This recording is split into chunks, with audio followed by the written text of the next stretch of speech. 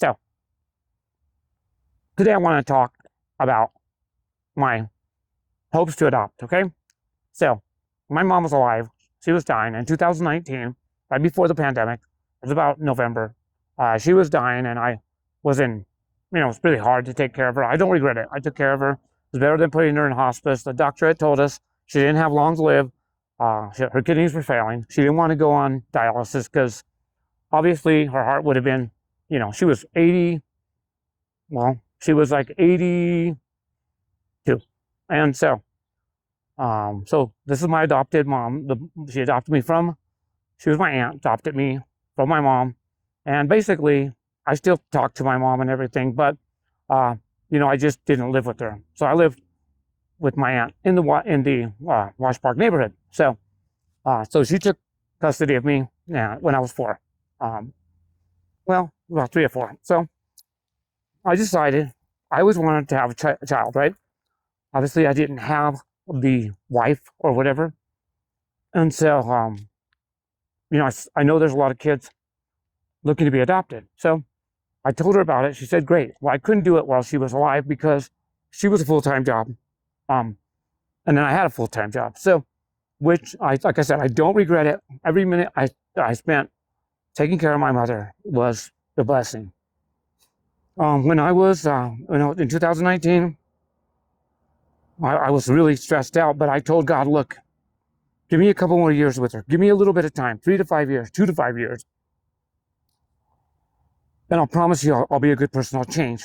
I'll stop gambling, which at that time I like to go to play cards, at the casino or play slots, whatever. Not a lot, but because I couldn't get away that often. So unless I got somebody to take care of my mother for me while I was gambling. But I had some dogs, and I always wanted to adopt a child, give them a chance at a good life, put them through college, give them a chance to have people that love them. So my mom said, that's a great idea. I hope you do. Make sure you do it. I think you'll be a good parent. I took care of her. It was very difficult. My mom, her legs her kidneys weren't functioning. So the last 2 years of her life, she had 20 to 30% usage of her kidneys. So the fluid in her would come out. I apologize for the sun, but would come out of her legs. And so basically they were like kind of pustules that would get on, form on her legs, and they would pop, and then the fluid would leak out of there. I know it's not pleasant to talk about, but it's true. And so we had a doctor that would come, or a nurse that would come every other day, or, Monday, Wednesday, Friday. And she would change her dressing. She was professional at it. So what I did 3 times a day, on the day she didn't come, the cut doctor or the wound doctor or nurse wouldn't come, I would do it. So I changed her, the gauze and everything on her legs, and I would make sure that it was clean, because if she got an infection, it could take her. Funny thing is, she never got COVID, never caught it. I did, and man, my legs were killing me. I was in pretty good shape, and so I didn't get it really, really bad. I had a cousin, 49 years old. He died from COVID, and my birth mom, she also got so sick from COVID years later because of the damage that was done to her lungs. She ended up dying from that. Okay, so but my mom, I told God, look, just give me a couple more years, and I promise to take care of her. Promise to be good to people. I'll forgive everybody that's mad at me, or I'm mad at. I will, and I mean everybody. And I did. I stopped gambling. I stopped lying so much. I stopped bragging so much. I stopped. I try to be a better person. Basically, I attended church more often. I would let things roll off my back and not fight with people.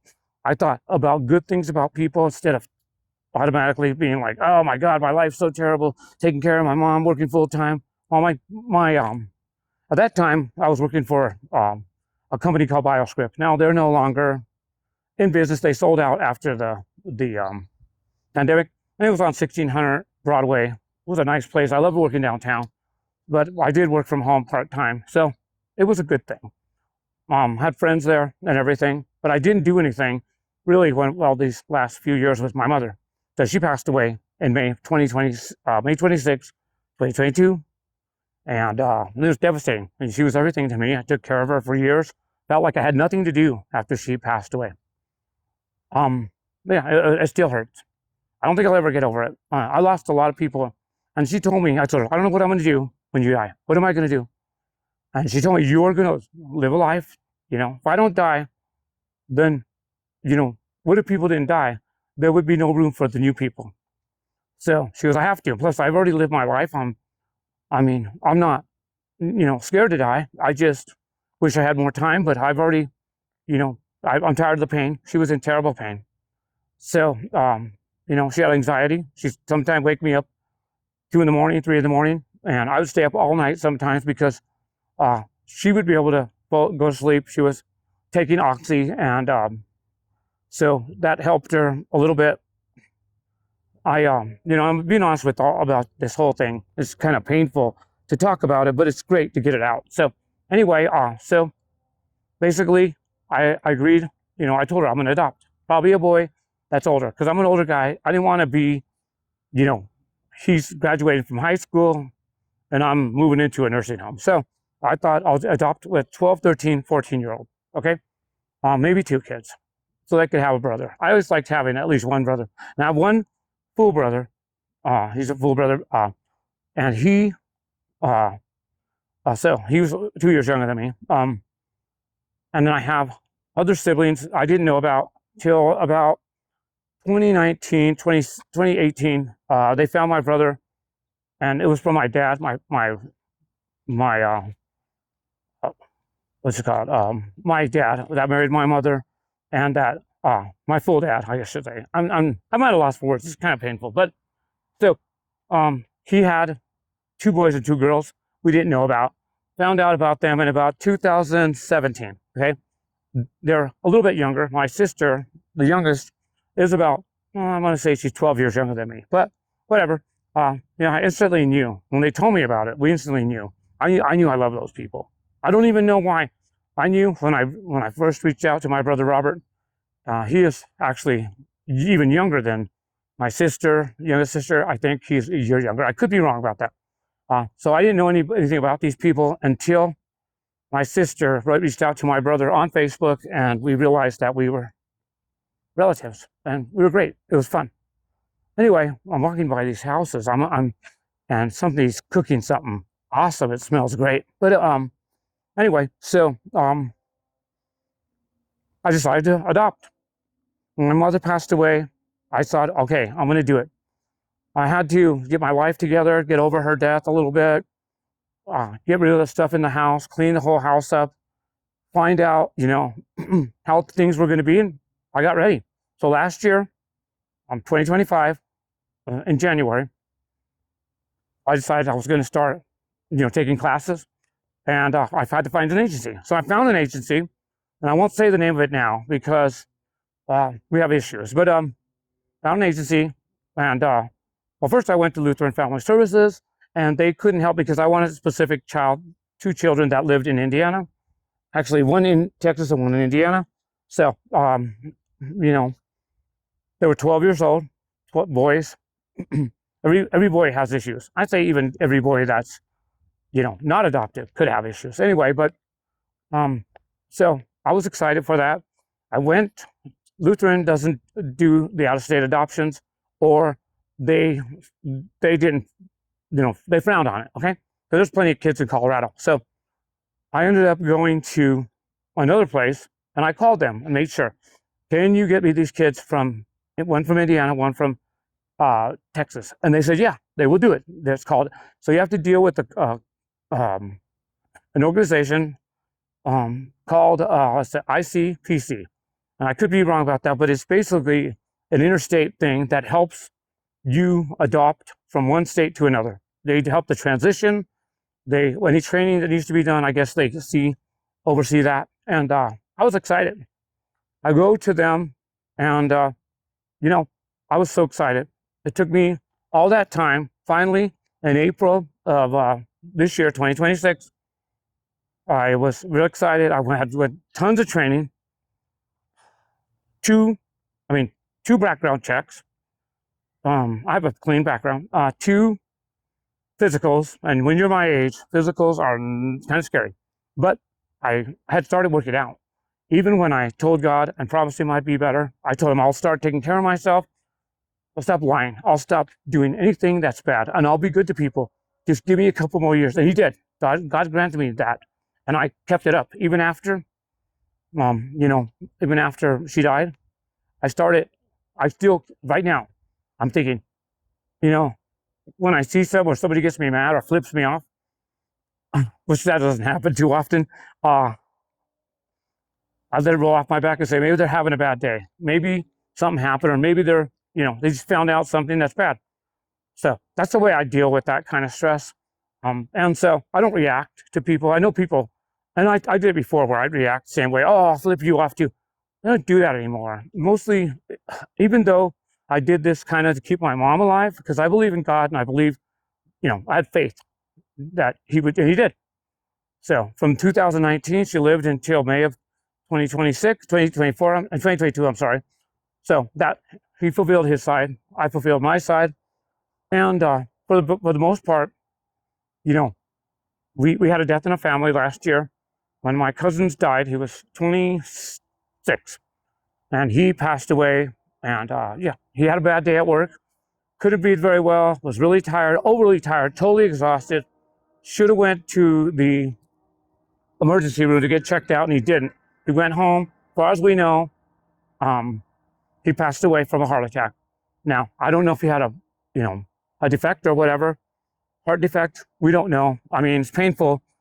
He has 5 brothers and sisters. I guess, I know them all. I love them. They're my cousins. So basically, he's my cousin's child. Okay, and he passed away, and he didn't go to work the next day. His mom didn't know that. He lived at home. When they called him from work to say, where's he at? Where's he at?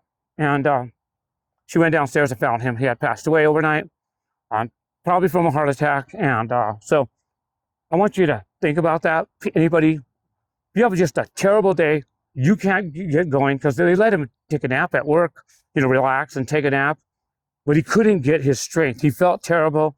I guess he had no color in his face, or lack of color. And this guy is vibrant. This guy had a great personality, and of course, I have to tear up because I love this boy. I knew him when he was a baby. I knew his parents. It's a painful thing to lose somebody that young. But anyway, so through that, I was going through training, background check, home study. All this, I believed that this agency was going to be able to get me a child. So I'm so excited. I start reaching out to the agency after I got licensed in April. I think it was April 24, 2026. I received my license. My home study was complete. State of Colorado, granted me the ability to adopt children. I was so excited.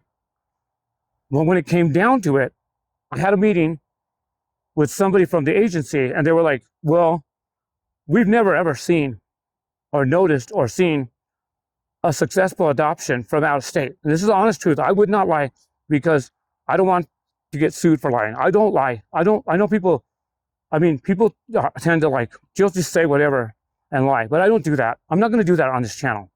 If I tell you something, it's going to be truth because I don't want this to be a phony channel. Okay. So, whether you believe me or not, that's up to you, but that's not why I started this. I started this channel to help me, educate other people and myself through this channel about this adoption. Now, I'm not going to use this channel to glorify myself about the children. I'll put it this way. When you're adopted, people choose you. So it's not, you might be lucky for being adopted, but also they're lucky to have you. I think every child's a gift from God, regardless if they're a good child or bad child, they make some mistakes or whatever. Usually the mistakes they made are driven by adults that are horrible to these kids.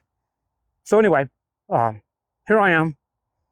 The agency never reached out to the states where I found the kids. And by this time I had 3 states, 3 kids, but I only wanted to adopt 1 or 2.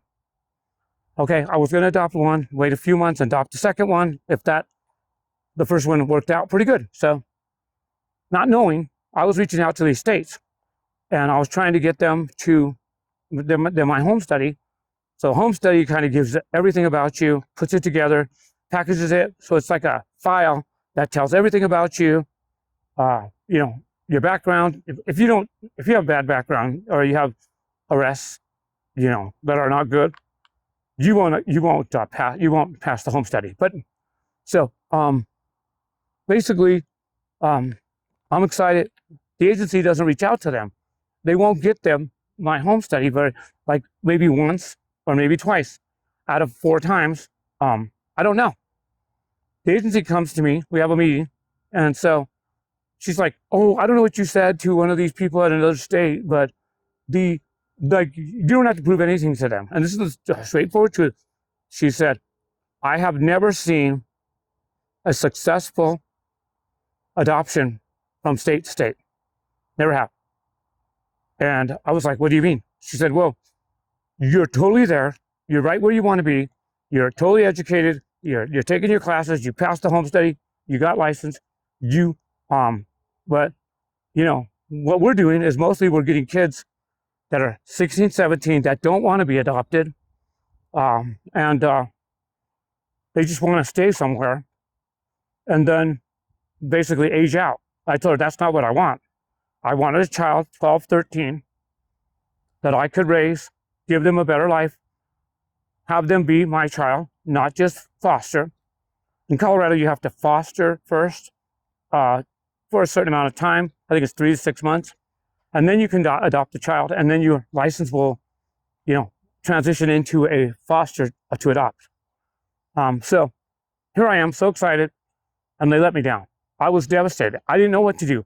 I told them, "Look, I have these children picked out, especially one of them. I mean, the other one kind of had grown up, had different interests than me, and I believe he just didn't want to move to Denver, Colorado, which is okay. I don't want anybody that doesn't want to be here, okay? So, I'm a genuinely good guy. I would be a great parent. I would never do anything weird, or have them, put them on YouTube and exploit them. I wouldn't do that, because that's not what this is about. This is about me adopting them, and then maybe when they get old enough, they could have a YouTube of their own. They could decide what they want to be. But this YouTube is going to be about me, my quest to adopt, and I will adopt. It's going to be tough, I know. So anyway, after that happened, we had that meeting, and basically it was the placement guy, which I don't know. I honestly still don't know if he knows how to perform an out-of-state adoption. I never got that answer. So the other lady, which was my caseworker, she was like, "Well, I've just never seen a successful one." I told her, "You got to be kidding me. I mean, that's why I came to you. I've given you, I spent thousands. Not only did I spend, I handed them $5,000, and so I said, 'What are you talking about? Plus I spent thousands to get my home ready. You have to go through all this stuff when you get the home study. They make sure the house is safe, make sure everything is cleaned out, no cluttered stuff.' We basically replaced carpet, the electrical stuff.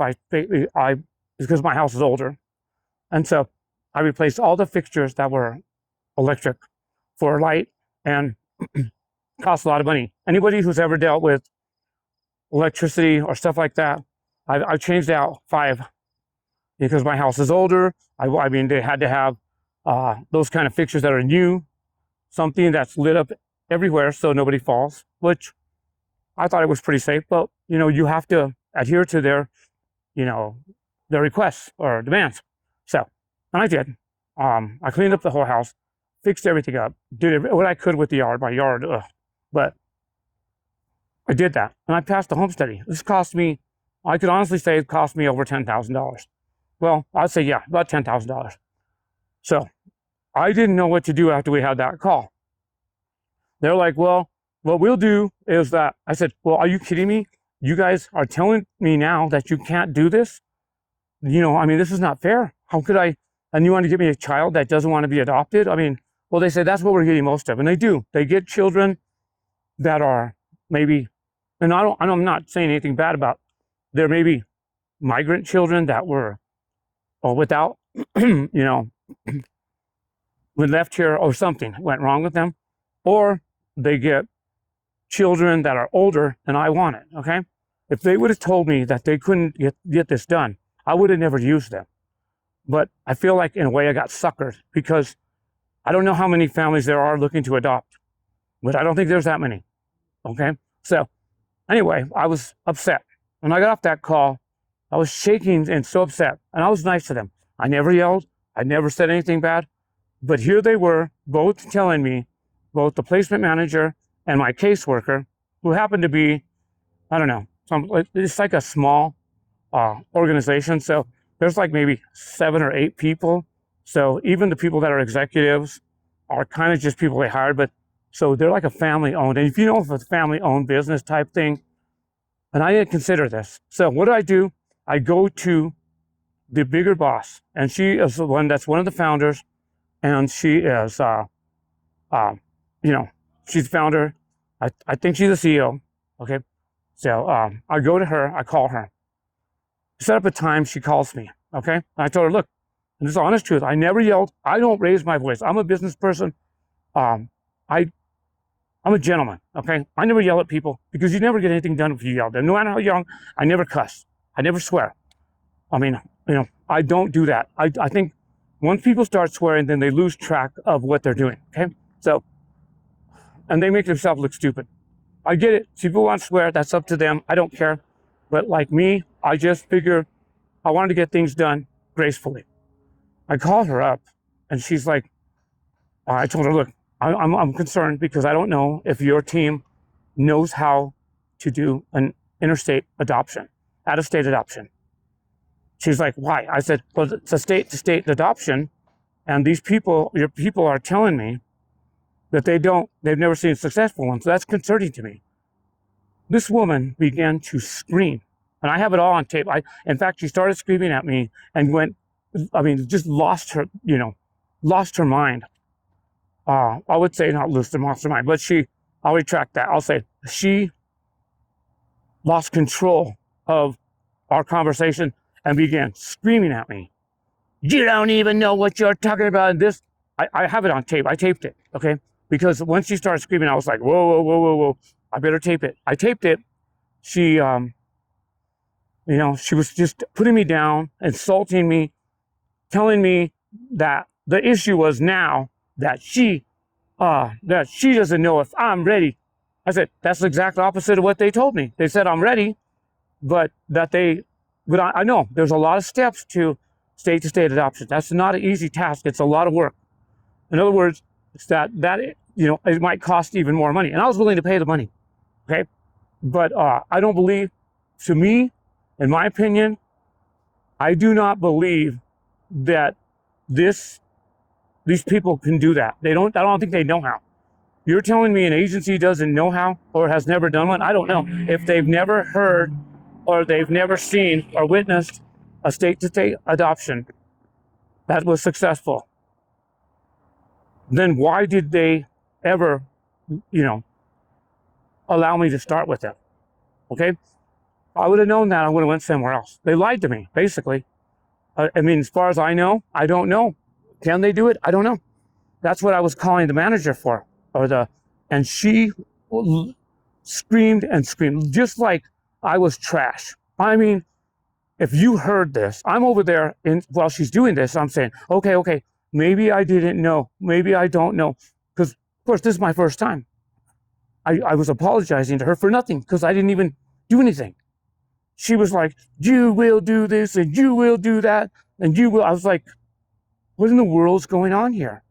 So then after that, I didn't know what I was going to do. I called her.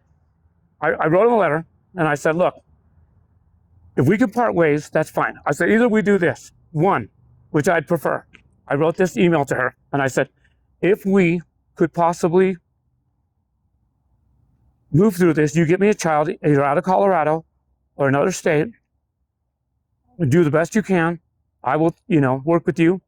We forgive and forget about the calls, forget about the whole thing. And we, make this work. And I said, either that or you give me a good deal of my money back. Out of the 5,000, I want it at least 4,000, maybe 3,500. Make a deal with me so that way I can go and be happy. So I wrote that letter. I said, look, you don't want to ruin your late relationship. I mean, there's this place, pretty odd. When I first went to go drop off the check, so it was two separate checks, 2,500, 2,500. But I went to this building that was kind of older, and it was just a one little office thing. Nobody was in there. Looks like nobody had ever been there for a long time. And I slipped it under the door. Okay. $2,500 check. They picked it up, and, the office manager girl was on the phone. They all work from home, I assume. And so, because they're never in that office, as far as I know. I went there maybe 3 times. But anyway, I went there 2 times, both times for the check, I believe. Anyway, so here I am telling to make a deal with her. Look, you have they have a good reviews on Google. Now I know they don't mean crap.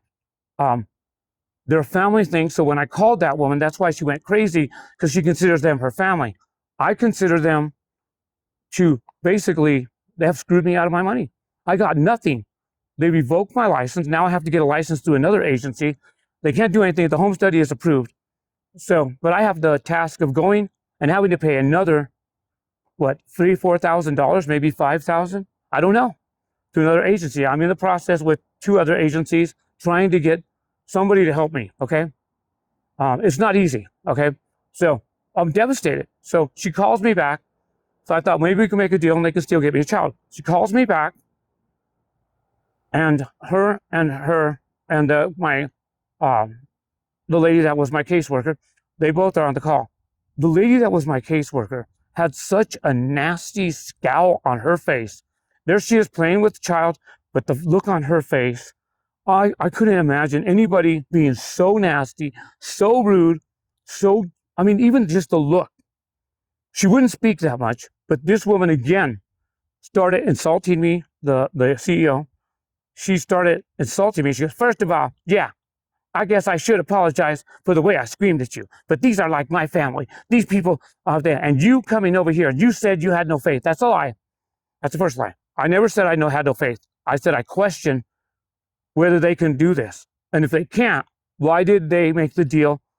Why did they take my money if they knew they couldn't do this, or they had no idea how to do this? And I believed that they should refund me at least a portion of my money. And she's like, well, let me tell you something. Let me go. So she goes through this whole mess telling me how they're the best, and how, and I taped some of it, most of it. Something happened. I lost when I was taping it, but I taped as much as I could of the call. And she was just like insulting me. She didn't scream this time, but she was basically trying to make a jerk out of me and trying to talk down to me. And I'm still really nice to her. I was only nice. I told her all this time, I've been only nice. You people have been nasty. I don't believe. I said, my thing is this, okay? No, when I paid them the money, they still didn't reach out to these people for me and try to work things out. She's like, well, you should have never reached out to those people by yourself. She said, because then, they lost faith in you. That's not true. That's not true. I don't believe that. I believe that these other states want their children adopted.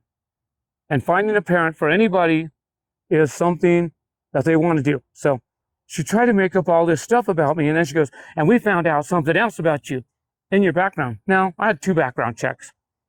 There's nothing. I've never done anything. I've never, had any kind of weird, thing with anything. I mean, they would have found it.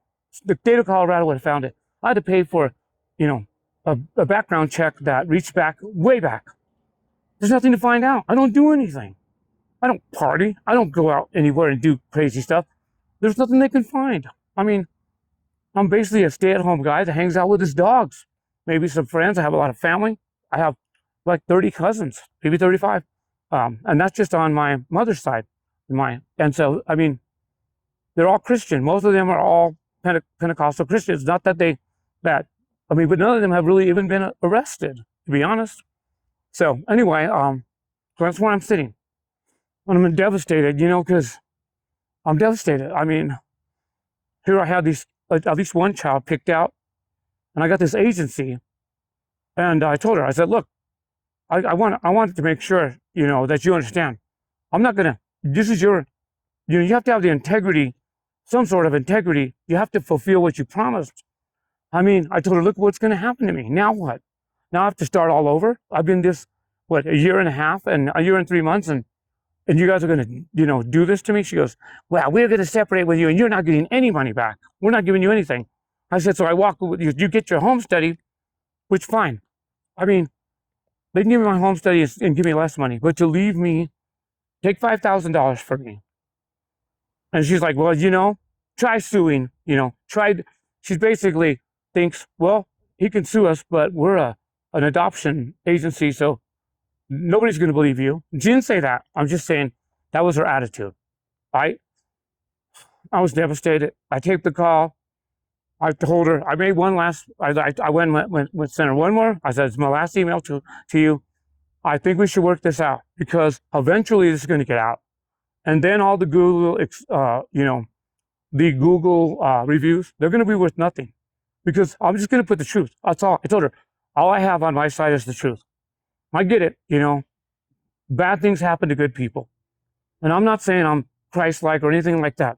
I make mistakes and maybe, I come off a little bit green as far as adoption, but it's true. I need a child so that I can get used to a child, hanging out or, fostering, Of course, I've never done it before. So, of course, I'm going to need to learn things. And so I guess right now, that's where I'm at. I'm sorry this was so long. I hope that you were able to last through the whole thing. I'm trying to, think of a way to cut this down, but I wanted to get the message through to you. And I did want to make it clear. This is not going to be so that way everybody could watch these kids be, and, anything like that with the children. Of course, like I said, you have to agree not to put them on social media for a while. And I won't do it. And I'm going to make sure that they're comfortable with me and my home and everything before I would ever put them on YouTube. So, I mean, but of course, I think you can have some fun and you guys will realize I'm a good person if you keep watching. And I'll be good. At least I'll be honest with you. I'm going to try to be as entertaining as possible. I'm actually a very happy guy, and I actually have a pretty good life. I'm pretty happy with my life. Other than this happening, this is just a small thing. I believe that. If I stay on the right side of the whole thing, then I believe I'll get a child or two, and I'll give them the life that they need, they deserve. And believe me. I've taken in stray dogs or dogs that people didn't want. And every time I've been successful with that. I know kids are not dogs. I'm not trying to but I'm just saying that, I'll do the best that I can no matter what. And it's painful. This is the most devastating thing to happen because I was so close to adoption when I thought I was until I realized these people, not only are they not going to get me a child, they're going to keep my money. I'm going to have to sue them for it. I don't know how I'm going to do it. I don't have the funds to do that. I don't know where to start. But like I said, where there's a will, there's a way. And, God wants these children to have a good home. And I'm sorry if I'm coming off as a crybaby, but that's not what this channel is going to be like. I'm going to try to be really good to you guys. I'm going to try to be informative, give you some health tips. I'm in pretty good shape. I'm not fat. I'm in, pretty good mental health. I don't take anything. I really don't drink that much. In fact, I haven't had a full beer. I was thinking about that in almost 2 years. I haven't had a full drink in about, a year. I just don't drink. I don't smoke. And I know I sound boring, but I do. I play video games. I love Mario Kart. I play that. Mario Kart 8 internationally and regionally in the United States. And I love that. I'm pretty good. I've been playing forever. It's on Mario, it's on Switch. I have a Switch too. That's really the only game I really love that much. I love Zelda games. But I wanted to thank you for lasting this long. I am so sorry that it took this long, but I wanted to get that out. Like I said, I'll find another agency. I'm going to adopt 2 kids, and they're going to have a great life. I don't care what they say. I'm ready. I was licensed, and you know, I believe that sometimes the nice guys do finish first, and I intend for that to happen. I mean, I don't want to fight with these people. Last thing I want to do is sue them, but I can't let them walk away with my money and not give me anything. I mean, I guess these are technically giving me my home study, but think of all the trash they're going to say. I mean, to my face, they were telling me a bunch of stuff, which is lies. So I have the truth on my side. Thank you so much for, tuning in. And I really hope that you hang out and become, follow me and like my video. Please have a good day. Thanks.